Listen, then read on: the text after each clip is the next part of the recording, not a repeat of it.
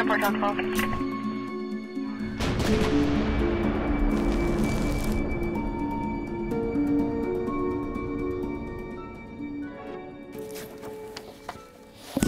Je sais pas lire. Désolé.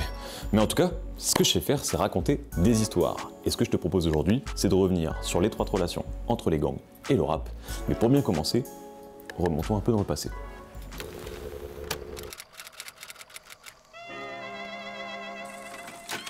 Louisiane, 1953, c'est dans cette clinique totalement banale de Shreveport que vient au monde Stanley Williams.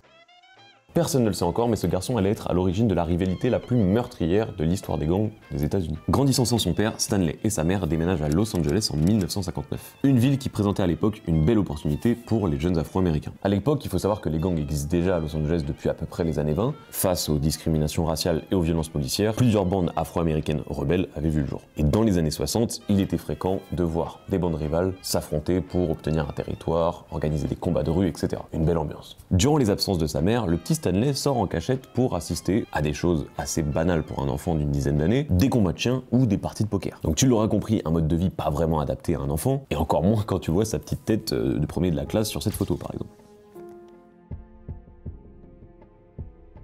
Arrivé à l'adolescence, comme tu viens de le voir, notre ami Stanley s'appelle désormais Tookie. Il rejoint une bande et gagne rapidement leur respect en tabassant un garçon qui avait insulté sa mère. Alors âgé de 16 ans, notre ami Tookie se fait choper en train de voler une voiture. Il va écoper d'1 an d'emprisonnement, une période dans laquelle il ne va pas du tout calmer ses envies de vivre comme un gangster. Au contraire, il va passer 1 an à faire de la muscu et à se fixer un seul objectif: quand je sors, je dois fonder le plus grand gang du monde. À sa sortie, il se fait aborder par un certain Raymond Lee Washington, un chef d'une bande locale accompagné de toute sa bande. Tookie est assez impressionné du fait qu'ils sont habillés tous de la même manière, un jean Levi's, une veste en cuir et des bretelles. Alors oui, là on est loin de l'image du gangster que tu peux te faire aujourd'hui, on est plus sur un petit bobo qui va boire son kawa dans le 17e, mais à l'époque, valait mieux pas croiser les bougs habillés comme ça. Raymond va alors faire une offre à Tookie qu'il va accepter, unir leurs forces pour renverser les bandes en place et prendre le contrôle de Los Angeles. Nous sommes en 1969, nos deux personnages ont alors 17 ans et le gang des Crips est officiellement né.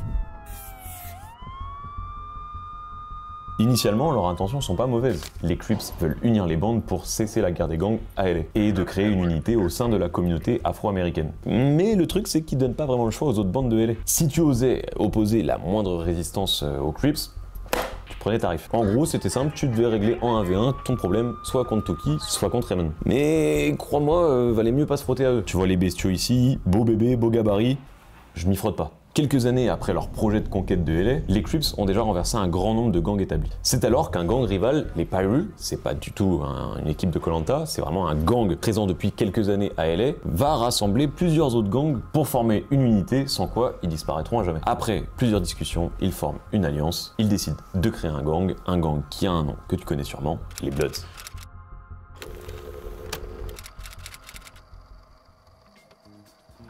Bon, tu te demandes sûrement pourquoi les Crips s'appellent ainsi. En fait, à la création du gang, Raymond et Tookie avaient seulement 17 ans. Et la plupart des membres du gang n'avaient même pas l'âge d'avoir fini le lycée. Par conséquent, les autres gangs les surnommaient les Cribs.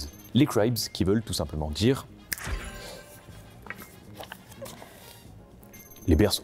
Influencés par les films de la Blaxploitation, les membres de gang vont commencer à s'habiller en pimp, en proxénète. Ils vont porter des grands chapeaux, des fourrures et des cannes. Et très souvent, les gens de Los Angeles de l'époque qui se faisaient dépouiller par ces Crips décrivaient des gangsters avec une canne, des boiteux, et en anglais on dit tout simplement des Criplers. Je le dis très mal, mais ça a donné Crips.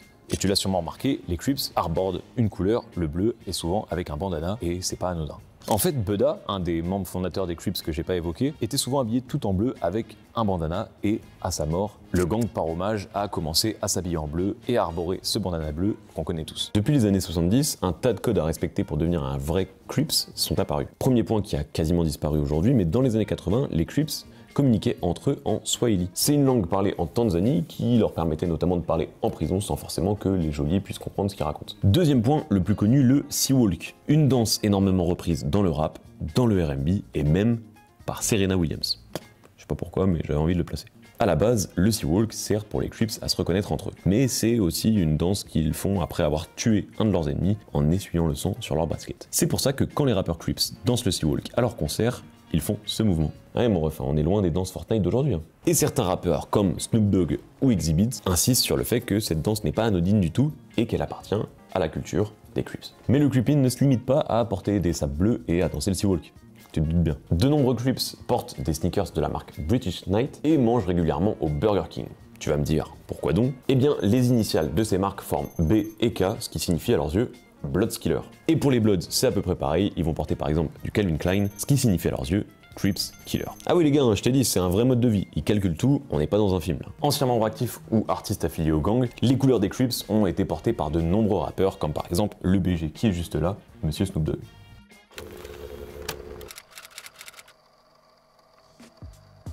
En 1972, l'année de création des Bloods, ces derniers étaient 3 fois moins nombreux que les Crips. Naturellement, pour survivre, les membres du gang devaient être beaucoup plus sanglants que leurs adversaires. Ça aurait donc du sens que l'origine du nom Bloods vienne de là, mais pas du tout. Ça vient pas de là. En vérité, Blood est un raccourci de l'expression Blood Brother qui était utilisée par les Afro-Américains pour se désigner entre eux. Et forcément, face au bleu de leur adversaire, ils ont naturellement choisi la couleur rouge pour les représenter. Et ça, plusieurs rappeurs en ont fait les frais malheureusement, à la fin des années 80, début 90. En 1988, LL Cool J se produit à LA habillé avec un survêtement rouge. Le rappeur du Queens est alors en froid avec Ice-T, un rappeur affilié aux Crips. Ni une ni deux, quand les Crips apprennent que le frérot LL Cool J se balade tranquillement à LA en ensemble rouge, le prennent directement pour une provocation. Ils interceptent alors le rappeur à la sortie d'un concert pour le tuer. Ah ouais, ça blague pas. Hein. Heureusement pour lui, la femme de Ice-T l'a un petit peu raisonné, hein. On va pas te tuer juste parce que t'as des vêtements rouges, et elle lui a évité une mort certaine. Une autre anecdote similaire avec Nas, qui n'avait pas encore sorti ce magnifique projet Illmatic, et dont le visage était totalement inconnu des Crips à l'époque. Alors qu'il sort d'un van totalement habillé en rouge dans un quartier des Crips, des gangsters se mettent à le courser pour le tabasser tout simplement. Mais coup de bol, Monsieur Snoop Dogg passait dans le coin, et a reconnu le rappeur new-yorkais, et a demandé aux gangsters de se stopper et de le laisser tranquille. Tout comme les Crips, les Bloods ont aussi leurs particularités qui vont faire la légende du gang. Pour se moquer du Sea-Walk, un certain DJ Quick va inventer le B-Walk.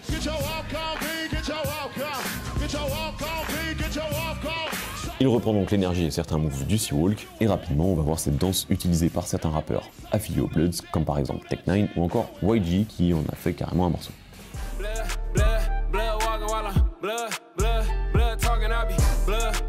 Autre point assez fou pour te montrer à quel point c'est ancré en eux et que c'est un vrai lifestyle, les Crips entre eux s'appellent des Coos et les Bloods entre eux s'appellent des Bros. En gros, si t'es chez les Bloods, il vaut mieux éviter de prononcer les C et inversement. D'où la phrase de notre ami Vald juste ici. Ce monde est cruel. Et comme je suis bleu, blanc, rouge, je suis Crips et finalement Blood. Fait que ce monde est bruel.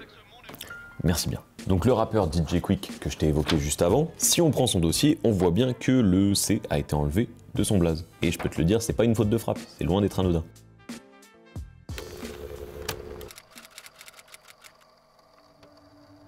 Jusqu'à la fin des années 80, les Crips et les Bloods ne sont pas vraiment affiliés à des affaires concernant la vente de drogue dure. Mais tout va changer malheureusement à cause de l'arrivée de la cocaïne aux États-Unis. Dans un premier temps, comme c'est une drogue assez chère, on la voyait très peu dans les ghettos, jusqu'à l'arrivée du crack, un dérivé bien moins coûteux mais qui rend malheureusement les consommateurs bien plus accros. Pendant que les habitants les plus pauvres sont prêts à tout pour obtenir une dose, les Crips et les Bloods s'enrichissent plus vite que jamais. Ce qui va leur permettre de s'armer rapidement et de très vite s'exporter dans d'autres villes. Cependant, tout n'est pas rose au sein des gangs et en particulier au sein des Crips. L'année 1979 a été un petit peu particulière pour le gang, je t'explique ça. Tookie, qui est l'un des personnages qu'on a vu juste avant et l'un des membres fondateurs du gang, est accusé du meurtre de 4 personnes, puis malheureusement condamné à mort dans la même foulée. Quelques mois plus tard, Raymond, l'acolyte de notre ami Tookie, et lui aussi fondateur des Crips, est malheureusement assassiné. Assassiné lors d'un drive-by, un meurtre à l'arme à feu exécuté depuis une voiture. Le tueur n'a malheureusement jamais été identifié, mais il y a eu quand même quelques rumeurs vis-à-vis de son identité. Selon les témoins, Raymond a été interpellé par des hommes dans la voiture, il s'en est alors approché avant de se faire tirer dessus. Avec ce témoignage, il y a eu quelques théories, certains disaient qu'il connaissait forcément la personne ou les personnes dans la voiture puisqu'il a été interpellé et il ne se serait jamais rendu dans cette voiture s'il ne connaissait pas les personnes à l'intérieur. Trahison ou non, malheureusement, je suis désolé pour toi derrière la caméra, je ne pourrais pas te donner de réponse.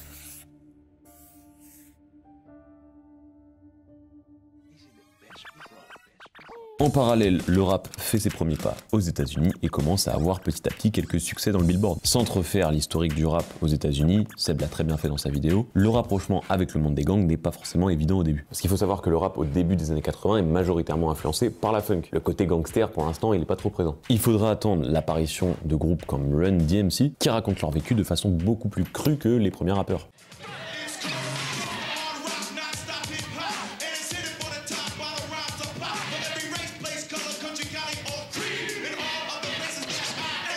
La tournée du duo new-yorkais en 1986 va d'ailleurs tourner au drame lors d'un concert à Long Beach, non loin de LA. Malheureusement, durant le concert, il y aura une fusillade entre les Bloods et les Crips, mais heureusement, aucune perte ne sera déplorée. Mais attention, 2 ans plus tard, en 1988, un projet va changer la donne et installer l'imagerie gangsta dans le rap US. C'est ce projet-ci, NWA, Straight Outta Compton.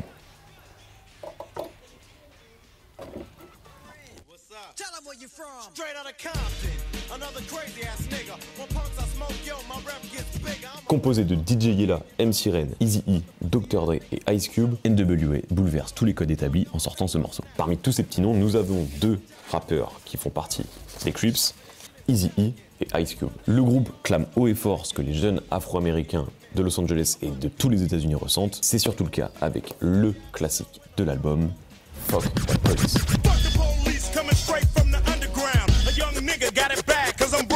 Ce que Ice Cube décrit ici, c'est malheureusement le vécu de beaucoup d'Afro-Américains de l'époque avec le fléau du crack présent partout à Los Angeles. La police, ayant pour mission de démanteler ce réseau, va mettre en place un système violent et répressif et forcément les Afro-Américains vont en pâtir. Tu te doutes bien, à sa sortie, le discours de Fuck the Police n'est pas forcément très bien reçu. Le groupe est classé comme hardcore et va recevoir la mention Parental Advisory, qui avait pour but de dissuader la consommation de cette musique dite violente, et après c'est rentré dans les codes du rap et le Parental Advisory est apparu un petit peu partout. En tout cas, Straight Outta Compton a mis en lumière le mode de vie des gangsters dans tous les États-Unis. Et ça, bon, on va dire que ça n'a pas vraiment plu aux personnes vraiment affiliées aux Crips ou aux Bloods. Et oui, comme aujourd'hui d'ailleurs, beaucoup de rappeurs à l'époque s'inventaient aussi un peu une vie alors qu'ils avaient au plus vendu un petit peu de drogue. Même si, bon, il y en a certains qui ont eu des trucs un petit peu plus violents que ça. Le fait que des rappeurs comme Dr. Dre, qui n'a vraiment aucune affiliation avec les Crips, rappent des paroles aussi hardcore, et bah voilà, ça a énervé quelques gars. Comme Dresta qui a envoyé un pic à notre cher Dre, écoutons-le.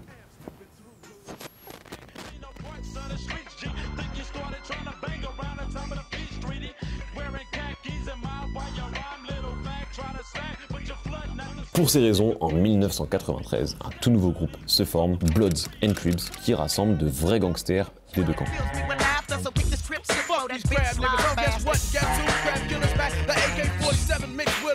Le groupe connaîtra un petit succès, bien sûr teinté de critiques provenant des deux gangs, puis il se scindra en deux avec des rappeurs Crips, des rappeurs Bloods. Une union qui n'a pas duré très longtemps. Malheureusement, rattrapés par la vie de gangsters, la plupart des rappeurs des deux groupes perdront la vie l'année qui suit. Une dure réalité qui, malheureusement, se prolonge un peu trop dans le hip-hop.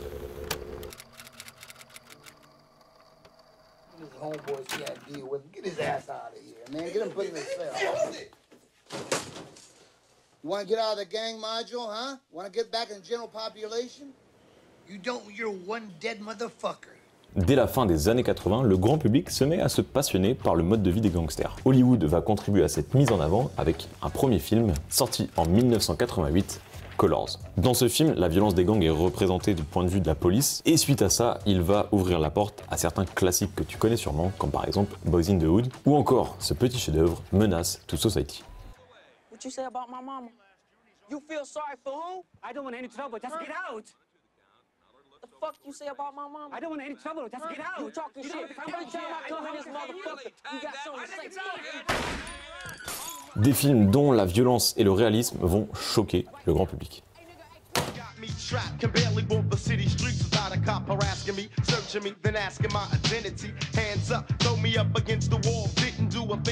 Autre rappeur qui va se servir de l'image de gangster bien qu'il n'en soit pas issu, c'est Monsieur Tupac. Provenant d'une famille engagée dans le mouvement des Black Panthers, qui lutte pour les droits civils des Afro-Américains, Tupac est arrivé dans le rap avec une étiquette de politique rap, en dénonçant tout ce que subissait sa communauté et en critiquant la politique américaine.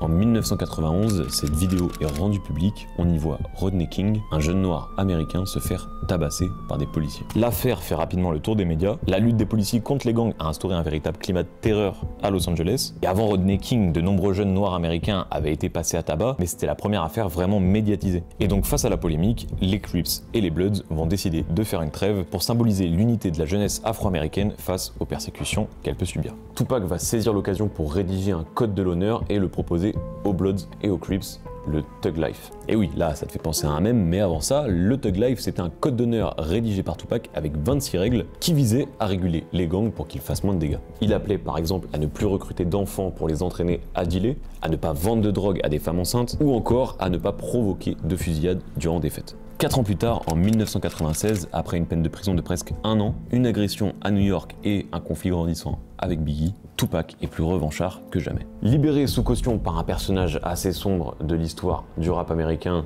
Monsieur Suge Knight, directeur de Death Row Records, présent à l'origine de pas mal succès de rappeurs que l'on connaît aujourd'hui, et également un Bloods reconnu, Tupac, suite à cette libération, va préparer un album Gangsta Rap, All Eyes on Me.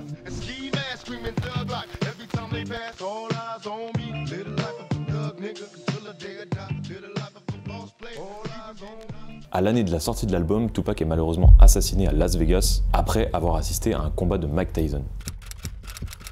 Son assassin présumé est Orlando Anderson, un jeune Crips qui aurait été payé par le producteur et rappeur P. Diddy pour assassiner Tupac. C'est en tout cas ce qu'affirme Greg Kading, un détective privé qui semblerait avoir la réponse à cette affaire un peu mystérieuse. Donc on sait pas vraiment, mais en tout cas, il y a un très bon film sur tout ça, City of Lies. Et selon lui, la mort tragique de Notorious Big aurait été commanditée par un certain Suge Knight que nous avons évoqué juste avant. Mais bon, c'est une affaire très complexe qui a fait les gros titres pendant des années, de grands journaux, de grandes presses papier, etc.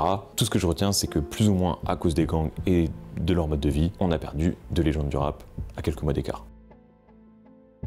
Le problème avec les années 90-2000, c'est que le mode de vie des gangsters est partout aux États-Unis. Au cinéma, dans le haut du billboard, en couverture des magazines. C'est là qu'un phénomène va apparaître et qu'un certain type d'énergumènes vont aussi faire leur apparition. Est-ce que tu as la réponse ?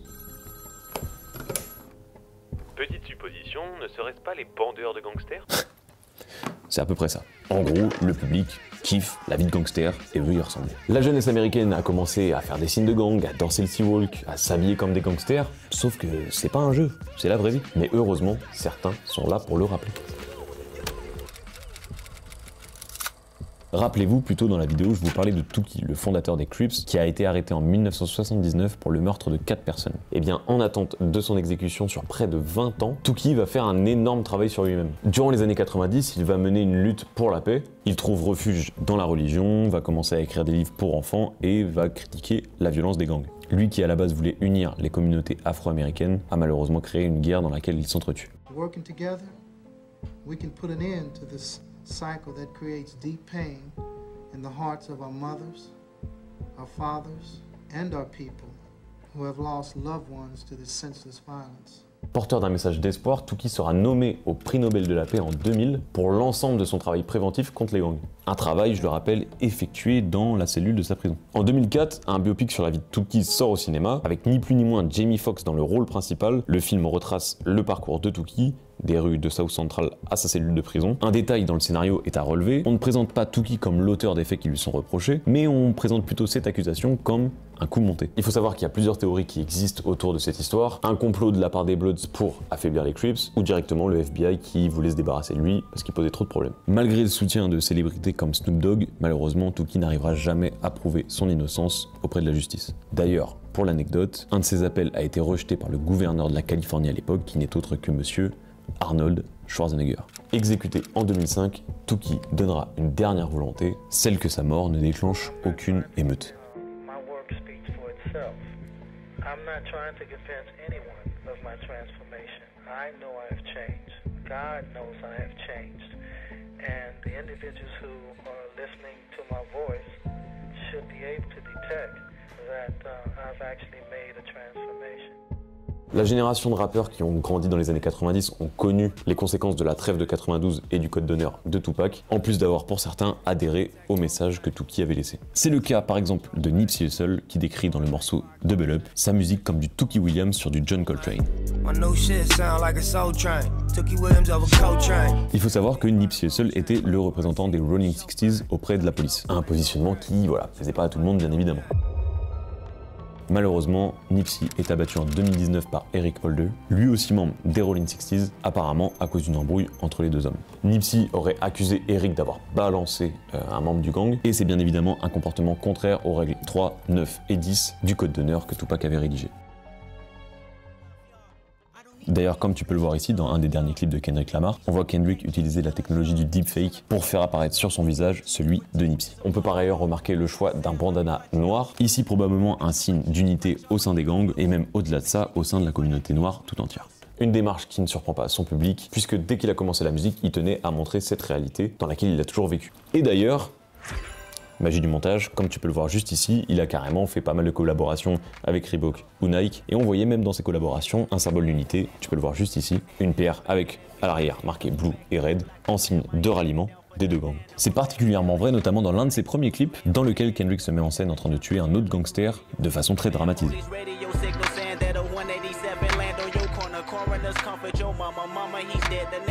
Le premier album de Kendrick à connaître un succès national, Good Kid, Mad City, suit totalement cette voie. Et l'album suivant, To Pimp a Butterfly, lui parle plus de la communauté afro-américaine dans son ensemble, même si dans certains clips, on peut voir les Bloods et les Crips réunis.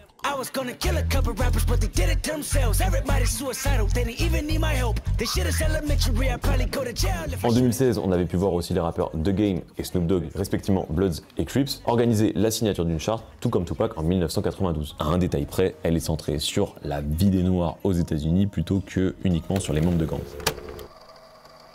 Au sein de la nouvelle génération, on a vu des messages similaires, comme celui partagé par le regretté Lil Wayne dans son morceau Gang Unit.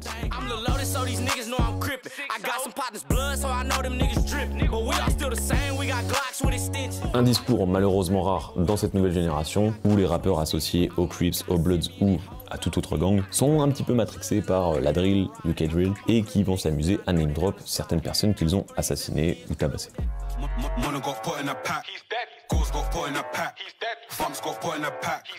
Malheureusement pour certains, même ayant réussi à sortir du quartier ou à devenir riche, je l'expliquais avant dans la vidéo avec tous les codes etc, c'est un vrai mode de vie et c'est pas simple de s'en détacher. C'est comme ça et je pense que si tu as pas ce mode de vie là, malheureusement on pourra jamais trop comprendre. C'est le cas dernièrement de Young Thug, Gunna et Tool YSL qui sont malheureusement dans une sauce assez immense. Il y a énormément de rappeurs qui perdent la vie malheureusement à cause de leur implication dans des gangs comme par exemple Young Dolph. En bref, la relation entre les gangs et le rap est plus qu'étroite et ce depuis toujours. J'espère que tu auras kiffé ce format, que tu auras appris de belles choses avec ces vidéos, de quoi faire de bons rêves. Si c'est le cas, n'hésite pas à liker, à commenter, à voir dans la description éventuellement plein de sources pour aller un petit peu plus loin sur le sujet si ça t'intéresse. N'hésite pas également à me donner des idées de sujets sur lesquels tu voudrais que je me penche. Porte-toi bien, prends soin de toi et ne bande pas sur les gangsters, y a rien de bon à ça mon ref.